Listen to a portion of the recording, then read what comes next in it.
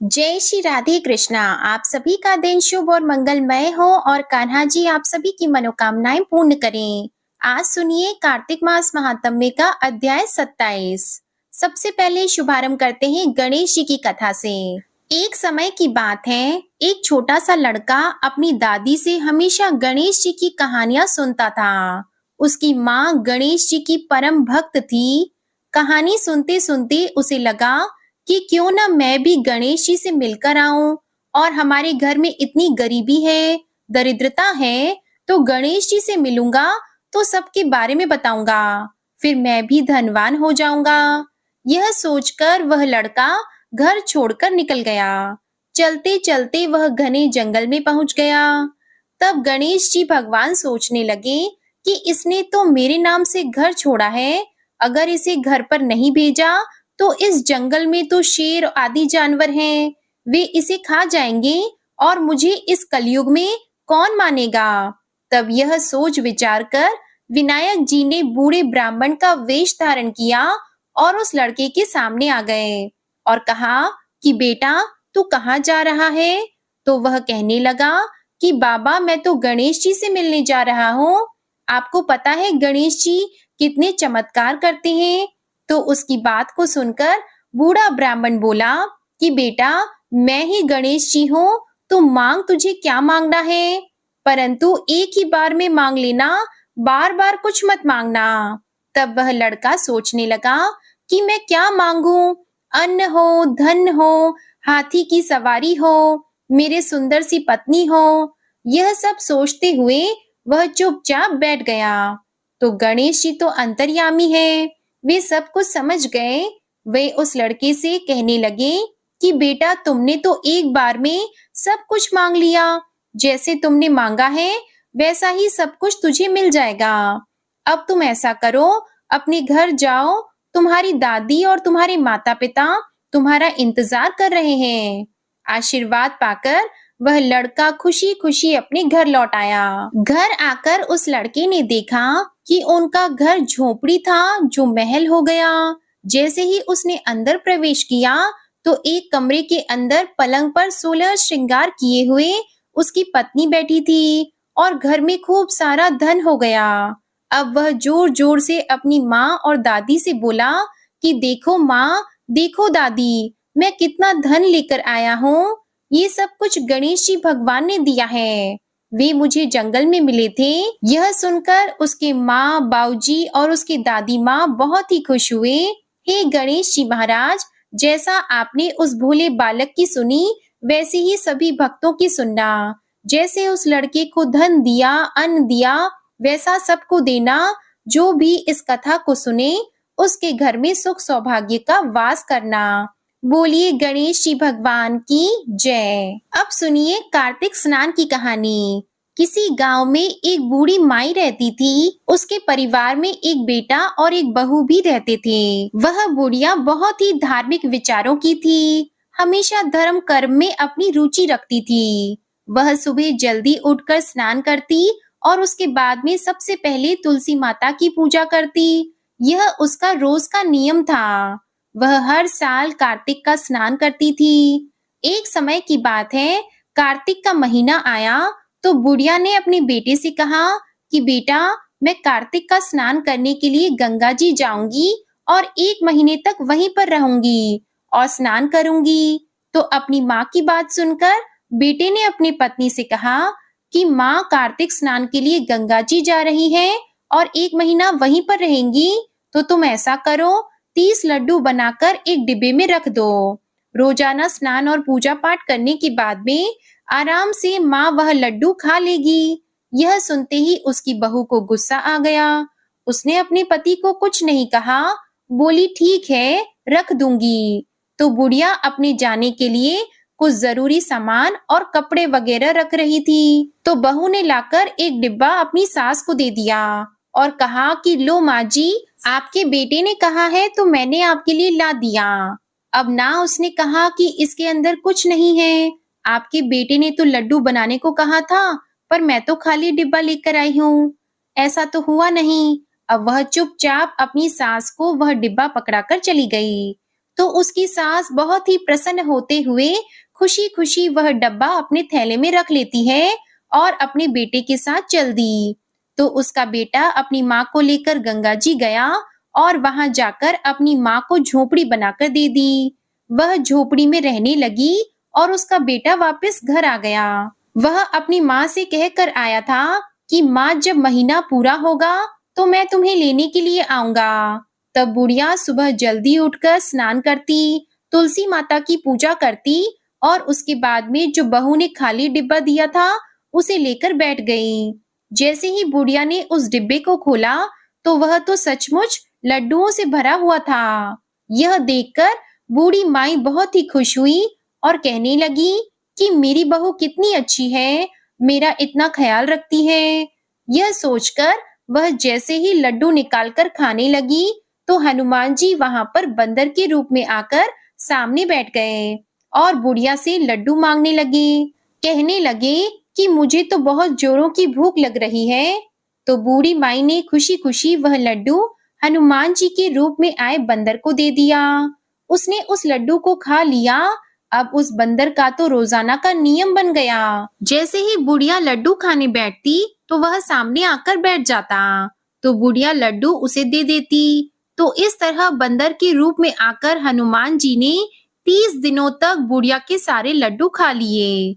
जैसे ही कार्तिक का महीना समाप्त हुआ और बुढ़िया अपने घर वापस जाने के लिए तैयार हो रही थी, तो हनुमान जी वहां पर प्रकट हुए और उन्होंने बुढ़िया की उस कुटिया की जगह एक सुंदर सा महल खड़ा कर दिया। अब तो बुढ़िया का पूरा महल धन दौलत से भर गया।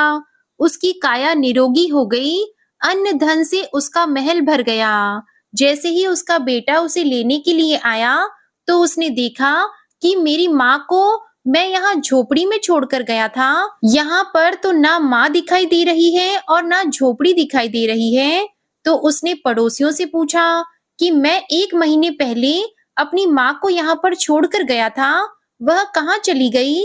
तो सारे लोग बोलने लगे कि इस महल के अंदर ही तुम्हारी माँ रहती है, उनकी तो धर्म कर्म में खूब रुचि थी, तो यह सब कुछ उसे भगवान ने दिया है। यह देखकर बेटा बहुत खुश हुआ और अपनी माँ के पास जाकर उसने चरण स्पर्श करके माँ से कहा कि मैंने तो आपको पहचाना ही नहीं, आप पर तो सचमुच भगवान की ही कृपा हुई है। और कहने लगा कि हे कार्तिक के दामोदर, मेरी माँ की सदैव रक्षा करना। अब वह खूब सारे धन धान्य के साथ अपनी माँ को वापस घर ले आया। जैसे ही वह अपने घर में गए तो उसकी पत्नी ने माँ बेटे को देखा तो उसके गुस्से का कोई ठिकाना नहीं रहा। वह अपनी सास को इतनी धनी और सुखी देखकर जल भुन गई और मन ही मन यह सोचने लगी कि अगले साल मैं भी मेरी माँ को कार्तिक स्नान के लिए भेजूंगी। इस बुढ़िया की तरह मेरी माँ भी धनवान हो जाएगी। उस नासमझ के मन में यह बात नहीं आई कि यह बुढ़िया नहीं तेरी सास है और इसके पास जो धन है वह तुम्हें ही काम आने वाला है। पर उसने अपनी मूर्खता के चलते 1 साल तक इंतजार किया और जैसे ही कार्तिक का महीना आया तो अपनी माँ को उसने संदेशा भिजवाया कि माँ, आप भी तैयार हो जाओ, कार्तिक स्नान करने के लिए गंगा जी जाना है। अपनी माँ के लिए वह खूब सारे घी और मेवे डालकर लड्डू बनाती है और कहती है कि माँ, यह पूरा का पूरा डब्बा लड्डुओं से भरा है, आप रोजाना पूजा पाठ करने के बाद में लड्डू खा लेना। तो उसकी माँ लड्डू देखकर बहुत खुश हुई, पर उसका कार्तिक स्नान का कोई मन नहीं था। बिना मन से वह अपने दामाद के साथ गंगा जी चली गई। वहां जाने पर उसके दामाद ने झोपड़ी बना दी और कहा कि सासू माँ, अब आप यहीं पर रहिए, मैं 1 महीने के बाद आपको लेने के लिए आऊंगा। यह कहकर उसका दामाद तो घर आ गया और बुढ़िया उसी समय एक लड्डू खाकर सो गई। दूसरे दिन वह दिन चढ़ने पर उठी, उठते ही फिर लड्डू खाया। जैसे ही वह लड्डू खाने लगी तो हनुमान जी बंदर के रूप में आकर वहां पर बैठ गए। तो उसने बंदर के रूप में आए हनुमान जी को पत्थर मारकर भगा दिया और उनसे कहा कि लड्डुओं से तो मेरा ही पेट नहीं भरता और मैं तुम्हें कैसे दे दूं।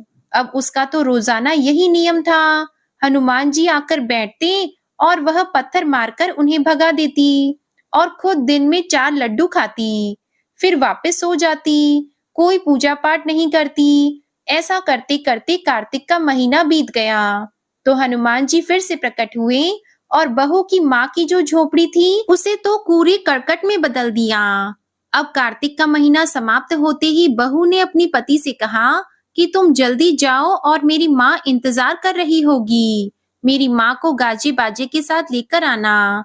तब अपनी पति के कहे अनुसार वह गाजे बाजे लेकर अपनी सास को लेने के लिए गंगा जी चला गया। आगे जाकर उसने देखा कि कुटिया की जगह तो एक कूड़े कचरे का ढेर है और उस पर उसकी सास डूकर बनकर बैठी है। तो वह पड़ोसियों से पूछने लगा कि मैं मेरी सास को 1 महीने पहले यहाँ झोपड़ी बनाकर छोड़ के गया था, अब यहाँ पर कोई दिखाई नहीं दे रहा। झोपड़ी की जगह कूड़े कचरे का ढेर लगा हुआ है। तो पड़ोसियों ने कहा कि जो कचरे के ढेर पर डूकर बैठी है वही तुम्हारी सास है। तुम यहाँ पर छोड़कर गए थे, तब से दिन में 4 बार यह भोजन करती और सारा दिन सोई रहती थी। तुम्हारी सास ने सुबह जल्दी उठकर पूरे कार्तिक के महीने में स्नान ही नहीं किया। जब इनका मन ही नहीं था तो आप यहाँ पर इनको छोड़कर क्यों गए? तो बेचारा क्या कहता, वह मन ही मन सोचने लगा कि यह तो पत्नी का आदेश था। अब वह अपनी सास को लेकर घर के लिए रवाना हो गया और घर पर उसकी पत्नी अपनी माँ का बड़ी ही बेसब्री से इंतजार कर रही थी कि मेरी माँ आएगी और खूब सारा धन लेकर आएगी। लेकिन यह क्या, पतिदेव आए तो अकेले, निराश और साथ में डूकर बनी हुई उसकी माँ। तो अपनी माँ की हालत देखकर उसे बहुत ही दुख हुआ।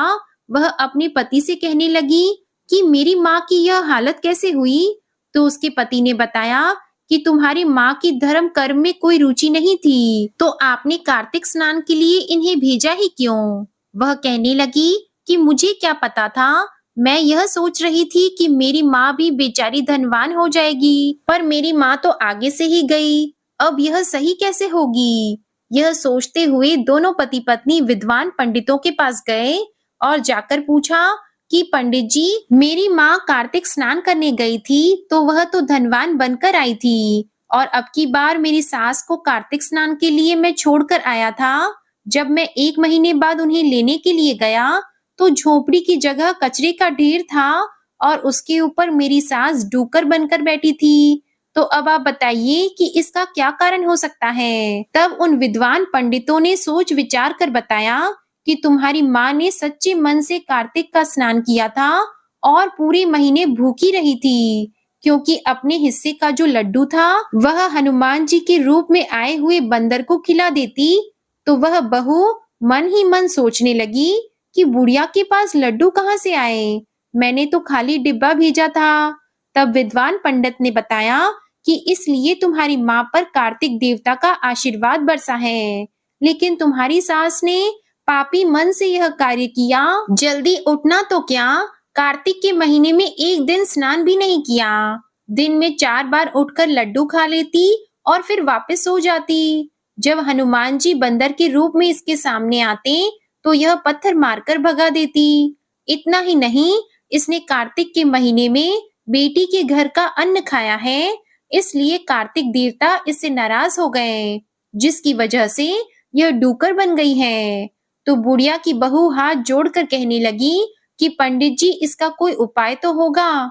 यह कहकर हाथ जोड़कर वह दीन भाव से विनती करने लगी और उसने कहा कि मुझसे गलती हो गई, मैंने अपनी सास और माँ में बहुत ज्यादा फर्क रखा, जबकि मेरी सास बहुत ही अच्छे विचारों वाली थी। फिर भी मैंने उनका कभी कहना नहीं माना और जब वह कार्तिक स्नान करने के लिए जा रही थी तो अपने गुस्से के चलते मैंने उनके साथ खाली डिब्बा रख दिया। तो वह विद्वान पंडित कहने लगा कि बेटा, देर आए दुरुस्त आए, अब तुम ऐसा करना कि अपनी सास की खूब सेवा करना। सुबह जल्दी उठकर उन्हें स्नान करने के लिए पानी डालना।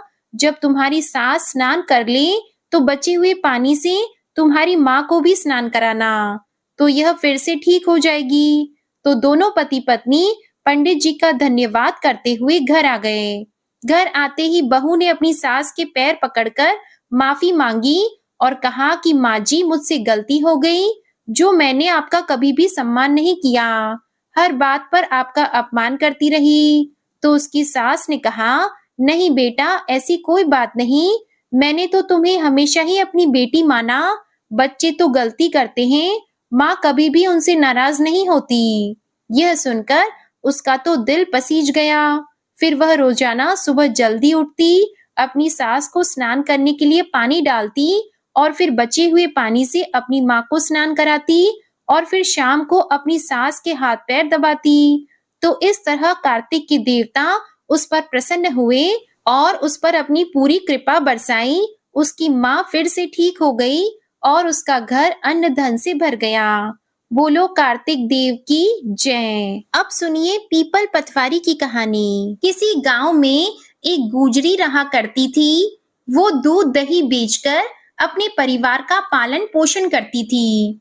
एक दिन उसने अपनी बहू को बुलाकर कहा कि बहू, जा आज तू यह दूध दही बेच कर आ।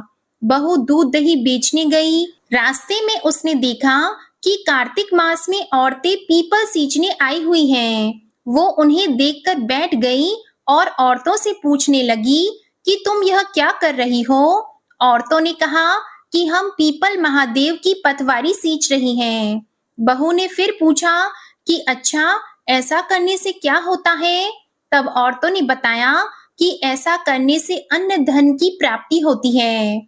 अगर किसी का पति वर्षों से बिछड़ा हुआ है, तब वह मिल जाता है।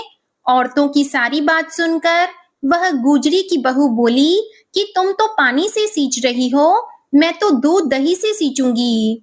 अब गुजरी की बहू हर रोज आती और सारा दूध दही पीपल की पटवारी को सींचकर चली जाती। उसकी सास उससे वापस लौटने पर हर रोज पैसों के बारे में पूछती तो वह कह देती कि माँ जी, कार्तिक का महीना खत्म होने दो, मैं सारे पैसे लाकर दे दूंगी।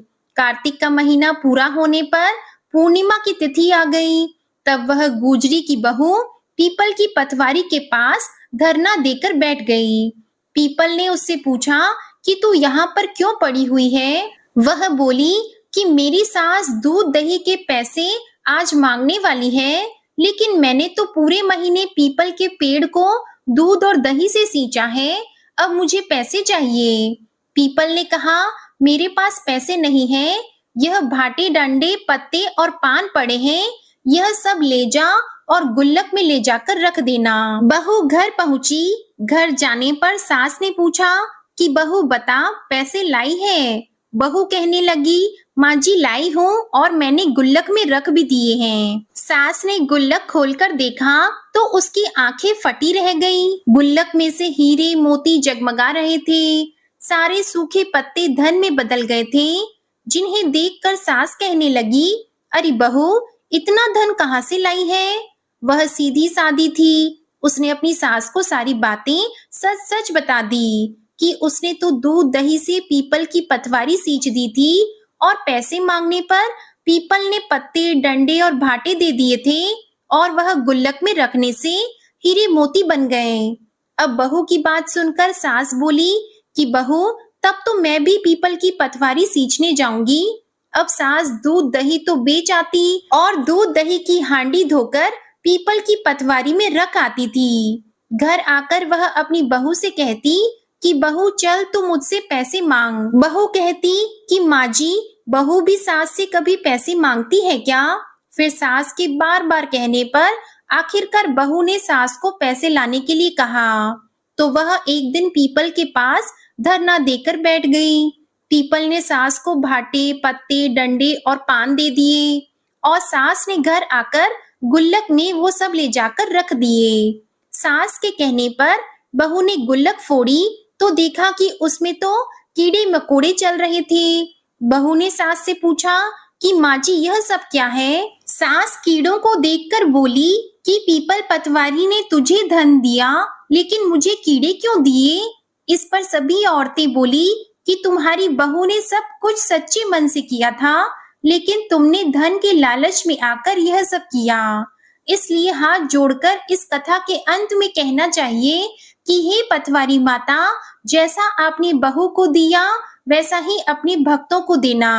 इस कथा को कहते सुनते और हुंकारा भरते सभी भक्तों को देना। अब सुनिए कार्तिक मास महात्म्य में आगे का अध्याय। आज आप जानेंगे कार्तिक मास में तुलसी जी की महिमा के बारे में। कार्तिक के महीने में जो भी भक्त नियम स्नान करके पवित्र होकर कोमल तुलसी दल से भगवान श्री हरि विष्णु जी की पूजा करते हैं, वह निश्चय ही मोक्ष को प्राप्त करते हैं। पूर्व काल में भक्त विष्णु दास भक्ति पूर्वक तुलसी पूजन से शीघ्र ही भगवान के धाम को चला गया और राजा चोल उसकी तुलना में गौण हो गए। तुलसी जी से भगवान की पूजा पाप का नाश और पुण्य की वृद्धि करने वाली है। अपनी लगाई हुई तुलसी जितना ही अपनी जड़ को फैलाती है, उतने ही सहस्त्र युगों तक मनुष्य ब्रह्म लोक में प्रतिष्ठित रहता है। अगर कोई तुलसी मिले जल में स्नान करता है, तो वह पाप मुक्त होकर धन्य हो जाता है। जिसके घर में तुलसी का पौधा विद्यमान है, उसका घर स्वयं तीर्थ के समान हो जाता है। वहां यमराज के दूत भी नहीं जाते। जो मनुष्य तुलसी काष्ठ संयुक्त गंध धारण करता है, कोई पाप उसके शरीर का स्पर्श नहीं कर पाते। जहां तुलसी वन की छाया हो, वहीं पर पितरों की तृप्ति के लिए श्राद्ध करना चाहिए। जिसके कान में, मुख में और मस्तक पर तुलसी जी के पत्ते की छाया अर्थात निशानी दिखाई देती है, उस पर भूत प्रेत की कोई छाया नहीं पड़ सकती। आदि काल में हरि मेधा और सुमेधा नाम के दो ब्राह्मण थे। वे जाते जाते किसी दुर्गम वन में परिश्रम से व्याकुल हो गए, तो वहां उन्होंने एक स्थान पर तुलसी दल देखा। सुमेधा ने तुलसी जी का महान वन देखकर उसकी परिक्रमा की और भक्ति पूर्वक प्रणाम किया। यह सब देखकर हरि मेधा ने उससे पूछा कि तुमने अन्य सभी देवताओं और तीर्थ व्रतों के रहते केवल तुलसी वन को प्रणाम क्यों किया? तब सुमेधा ने बताया कि प्राचीन काल में जब दुर्वासा के श्राप से देवराज इंद्र का ऐश्वर्य छिन गया, तब देवताओं और असुरों ने मिलकर समुद्र मंथन किया। तब धन्वंतरी रूप भगवान श्री हरि और अन्य दिव्य औषधियां प्रकट हुई। उन दिव्य औषधियों में मंडलाकार तुलसी जी उत्पन्न हुई, जिसे ब्रह्म आदि देवताओं ने श्री हरि को समर्पित किया और भगवान ने उसे तुरंत ही ग्रहण कर लिया। भगवान नारायण संसार के रक्षक और तुलसी जी उनकी प्रियतमा है, इसलिए मैंने उन्हें प्रणाम किया है। सुमेधा इस प्रकार कह ही रहे थे कि सूर्य के समान अत्यंत तेजस्वी विमान उनके निकट उतरा। उन दोनों के समक्ष ही वहां एक बरगद का वृक्ष गिर पड़ा और उसमें से दो दिव्य पुरुष प्रकट हुए। उन दोनों ने हरि मेधा और सुमेधा को प्रणाम किया। तब दोनों ब्राह्मणों ने उनसे पूछा कि आप कौन हैं और हमें प्रणाम क्यों कर रहे हैं? तब उनमें से जो बड़ा था वह बोला, मेरा नाम आस्तिक है। एक दिन मैं नंदन वन में क्रीड़ा करने गया था, तो देवांगनाओं ने मेरे साथ इच्छा अनुसार विहार किया। उस समय उन युवतियों के हार के मोती टूटकर तपस्या करते हुए लोमश ऋषि पर गिर पड़े। यह देखकर मुनि को बहुत क्रोध आया।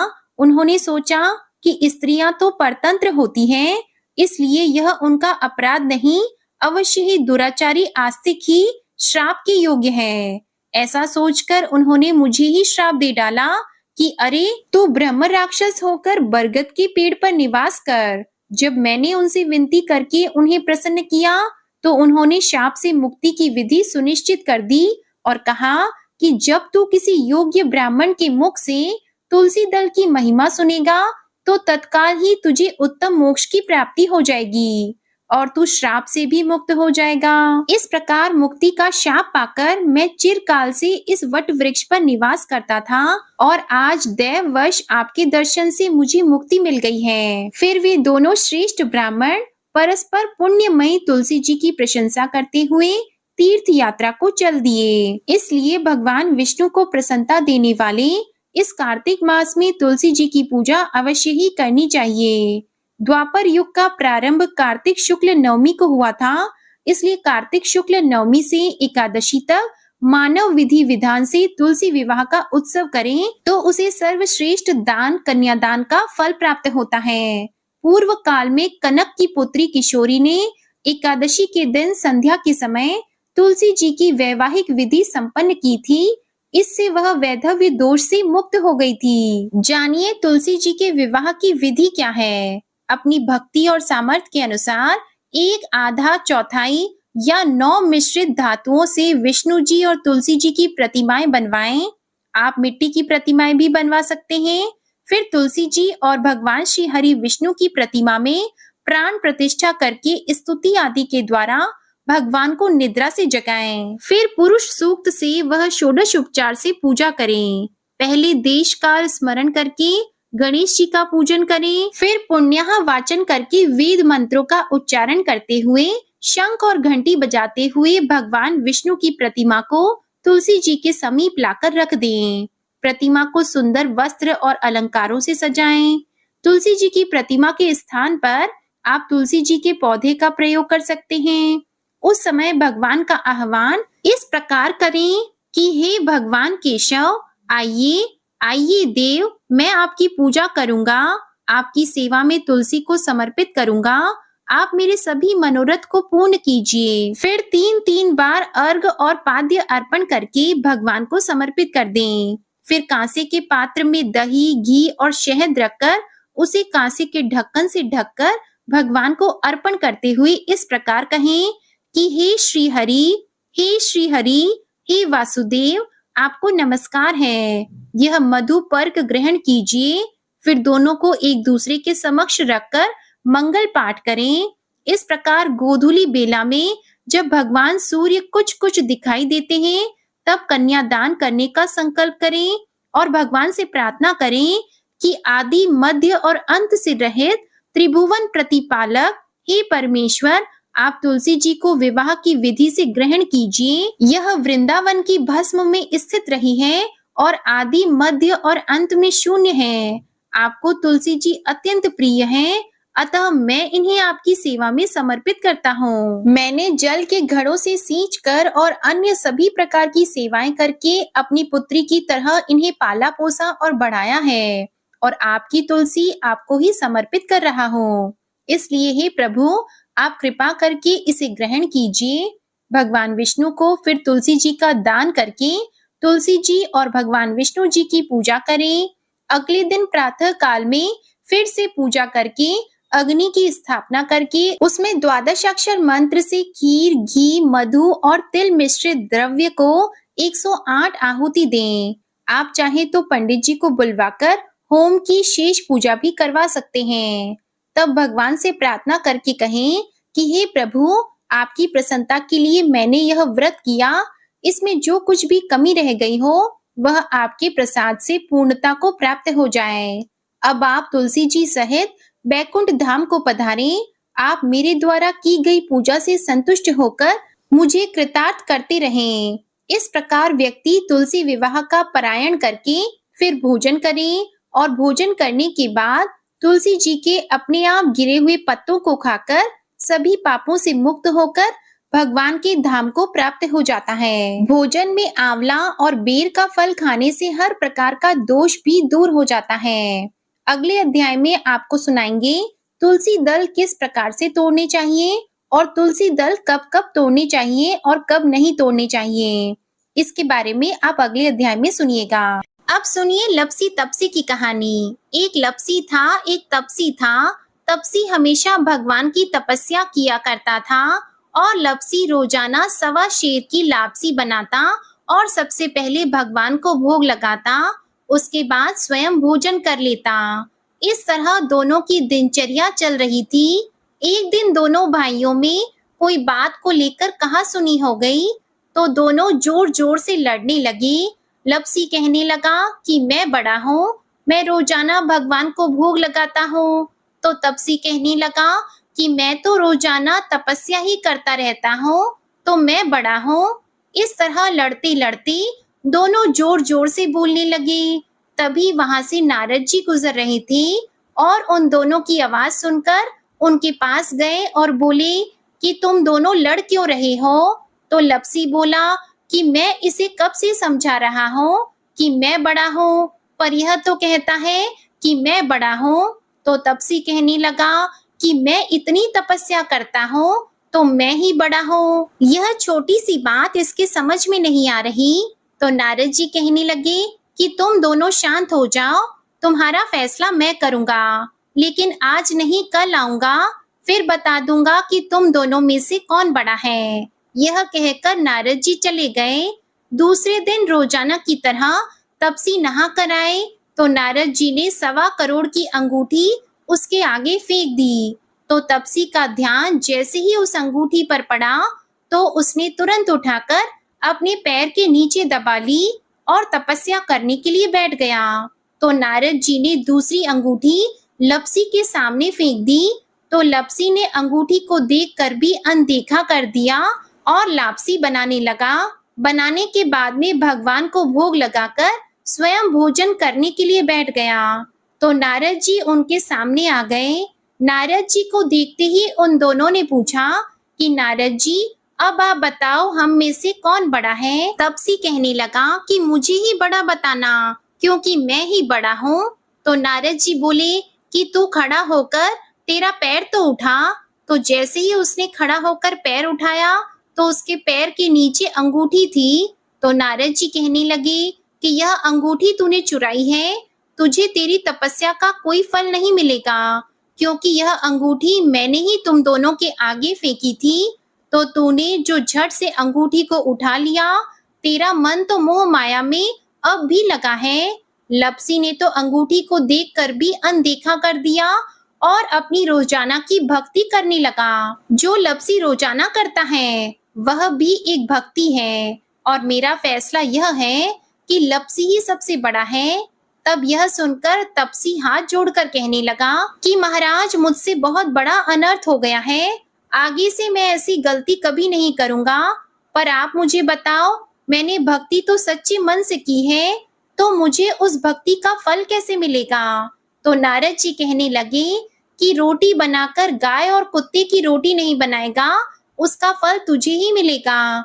रोटियां बनाकर पीछे से सुबह छोटी रोटी नहीं बनाएगा, उसका फल, और शाम को रोटी बनाकर पीछे से एक बड़ी रोटी नहीं बनाएगा, उसका फल भी तुझे ही मिलेगा।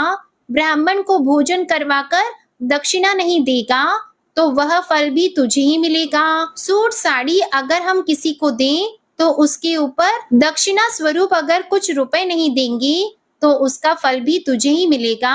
अगर कोई दिए से दिया जलाएगा तो उसका फल भी तुझे ही मिलेगा। व्रत रखकर अगर कोई सारी कहानी सुन ले लेकिन तुम्हारी इस लपसी तपसी की कहानी को नहीं सुनेगा तो उसका फल भी तुम्हें ही मिलेगा। तो इस तरह का आशीर्वाद पाकर तपसी बड़ा ही प्रसन्न हुआ। कहा जाता है कि उसी दिन से हर व्रत कथा के बाद में लपसी तपसी की कहानी जरूर सुननी चाहिए। कहानी सुनने के बाद में कहना चाहिए कि लपसी का फल लपसी को मिले, तपसी का फल तपसी को मिले। हमारी कहानी का, हमारे व्रत का और हमारे पूजा पाठ का पुण्य फल हमें मिले। अब आप बड़े ही प्रेम से सुनिए शालिग्राम भगवान जी की आरती। शालिग्राम सुनो विनती मेरी, यह वरदान दया कर पाऊं। प्रातः समय उठी मंजन करके, प्रेम सहित स्नान कराऊं। चंदन धूप दीप तुलसी दल, वर्ण वर्ण के पुष्प चढ़ाऊं। शालिग्राम सुनो विनती मेरी, यह वरदान दया कर पाऊं। तुम्हारे सामने नृत्य करूं नित्य, प्रभु घंटा शंख मृदंग बजाऊं। शालिग्राम सुनो विनती मेरी, यह वरदान दया कर पाऊं। चरण धोय चरणामृत लेकर, कुटुंब सहित बैकुंठ सिधारूं। शालिग्राम सुनो विनती मेरी, यह वरदान दया कर पाऊं। जो कुछ रूखा सूखा घर में, भोग लगा कर भोजन पाऊं। शालिग्राम सुनो विनती मेरी, यह वरदान दया कर पाऊं। मन वचन कर्म से पाप किए, जो परिक्रमा के साथ बहाऊं। शालिग्राम सुनो विनती मेरी, यह वरदान दया कर पाऊं। ऐसी कृपा करो मुझ पर, जम के द्वारे जाने न पाऊं। शालिग्राम सुनो विनती मेरी, यह वरदान दया कर पाओ। माधो दास की विनती यही है, हरिदासन को दास कहाऊं। शालीग्राम सुनो विनती मेरी, यही वरदान दया कर पाऊं। बोलिए शालीग्राम भगवान जी की जय। अब सुनिए श्री तुलसी चालीसा। जय जय तुलसी भगवती, सत्यवती सुखदानी। नमो नमो हरि प्रेयसी, श्री वृंदा गुण खानी। श्री हरि शीश बिरजनी, देहो अमर वर अम्ब। जनहित है वृंदावनी, अब न करहु विलंब। धन्य धन्य श्री तुलसी माता, महिमा अगम सदा श्रुति गाता। हरि के प्राण हो से तुम प्यारी, हरि ही हेतु कीन हो तप भारी। जब प्रसन्न है दर्शन दीन हो, तब कर जोरी विनय उस कीन हो। हे भगवंत कंत मम होहु, दीन जानी जन छाड़हु छोहु। सुन लक्ष्मी तुलसी की बानी, दीन हो शाप कद पर आनी। उस अयोग्य वर मांगन हारी, हो विटप तुम जड़ तनुधारी। सुनी तुलसी शप्यो तेहि ठामा, करहु वास तुहु नीचन धामा। दियो वचन हरि तब तत्काला, सुनहु सुमुखी जनि होहु बिहाला। समय पाई जो द्रौपदी तोरा, पूजी हो आस वचन सत मोरा। तब गोकुल महा गोप सुदामा, तासु भई तुलसी तू बामा। कृष्ण रास लीला की माही, राधे शक्यो प्रेम लखी नाही। दियो शाप तुलसी तत्काला, नरलोकी तुम जन्महु बाला। या गोप वह दानव राजा, शंख चूड़ नामक शेर ताजा। तुलसी भई तासु की नारी, परम सती गुण रूप अगारी। अस द्वे कल्प बीत जब गयऊ, कल्प त्रेत जन्म तब भयहु। वृंदा नाम भयो तुलसी को, असुर जलंधर नाम पति को। करि अति द्वंद अतुल बल धामा, लीन्हा शंकर से संग्रामा। अब निज सैन्य सहित शिव हारे, मरहि न तब हर हरि ही पुकारे। पतिव्रता वृंदा थी नारी, को न सके पति ही संहारी। तब जलंधर ही भेष बनाई, वृंदा ठिग हरि पहुँचियो जाई।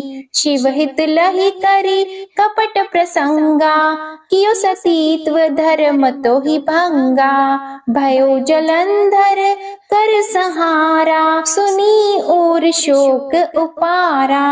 तिहि क्षण दियो कपट हरि तारी, लखी वृंदा दुख गिरा उचारी। जलंधर जस हत्यो अभीता, सोई रावण तस हरि सीता।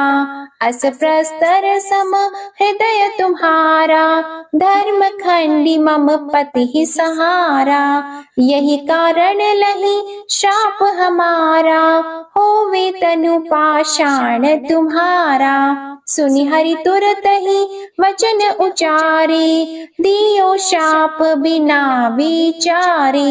लखियो न निज कर तूति पति को, छलन चाहियो जब पार्वती को। जड़मति तो अस हो जड़ रूपा, जगमह तुलसी विटप अनूपा। धग्व रूप हम शालीग्रामा, नदी गंड की बीच ललामा।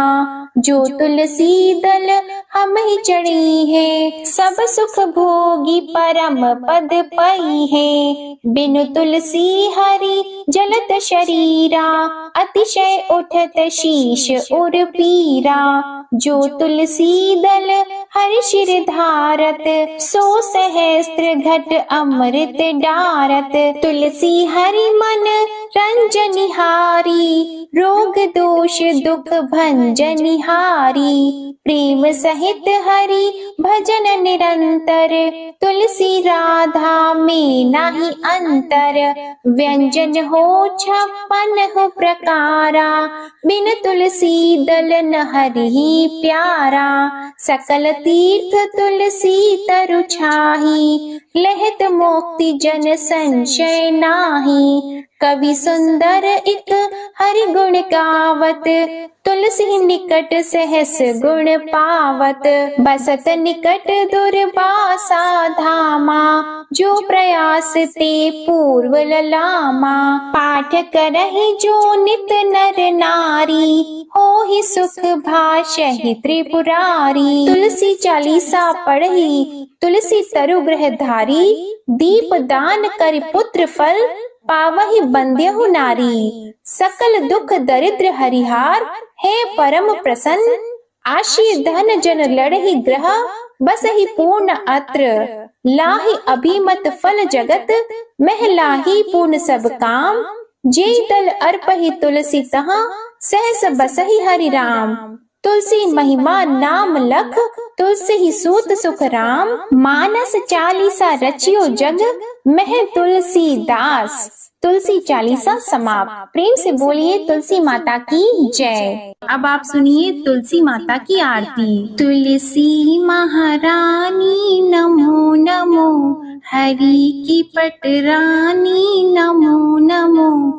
तुलसी महारानी नमो नमो, धन तुलसी पूरण तप कीनो। शालिग्राम बनी पटरानी नमो नमो। तुलसी महारानी नमो नमो, हरि की पटरानी नमो नमो। जाकी पत्र मंजरी कोमल, श्रीपति कमल चरण लपटानी नमो नमो। तुलसी महारानी नमो नमो, हरि की पटरानी नमो नमो। कौन से महीने बोई रानी तुलसा, कौन से महीने हुई हरियाली नमो नमो। कौन से महीने हुई तेरी पूजा, कौन से महीने हुई पटरानी नमो नमो। तुलसी महारानी नमो नमो, हरि की पटरानी नमो नमो। आषाढ़ मास में बोई रानी तुलसा, सावन मास में हुई हरियाली नमो नमो। तुलसी महारानी नमो नमो। कार्तिक मास में हुई तेरी पूजा, मंगसिर मास में हुई पटरानी नमो नमो। तुलसी महारानी नमो नमो। धूप दीप नैवेद्य आरती, पुष्पन की वर्षा बरसानी नमो नमो। तुलसी महारानी नमो नमो। 56 भोग 36 व्यंजन, बिन तुलसा हरि एक न मानी नमो नमो। तुलसी महारानी नमो नमो। जो तुलसी को सवेरे गाए, श्री कृष्ण के दर्शन पाए नमो नमो। तुलसी महारानी नमो नमो। जो तुलसी को दोपहर में गाए, खीर खांड का भोग लगाए नमो नमो। तुलसी महारानी नमो नमो। जो तुलसी को सांझ को गाए, श्री कृष्ण की आरती उतारे नमो नमो। तुलसी महारानी नमो नमो। जो तुलसी को रात को गाए, श्री कृष्ण के चरण दबाए नमो नमो। तुलसी महारानी नमो नमो। सभी सखी मैया तेरो यश गावे, भक्ति दान दीजिए महारानी नमो नमो। तुलसी महारानी नमो नमो। तुलसी महारानी नमो नमो। हरि की पटरानी नमो नमो। प्रेम से बोलिए श्री तुलसी माता की जय। भगवान श्री विष्णु जी की जय। शालिग्राम भगवान जी की जय। आप सभी को आज की कथा और वीडियो में आनंद आया हो तो वीडियो को लाइक जरूर कीजिएगा। कमेंट में भगवान विष्णु जी, माता तुलसी जी और भगवान शालिग्राम जी की जय जरूर लिखिएगा और चैनल को भी सब्सक्राइब करिएगा। इसी के साथ आज आप हमारे चैनल पर देव उठनी एकादशी की कथा और तुलसी विवाह की कथा भी जरूर सुनिएगा। जय जय श्री राधे कृष्णा।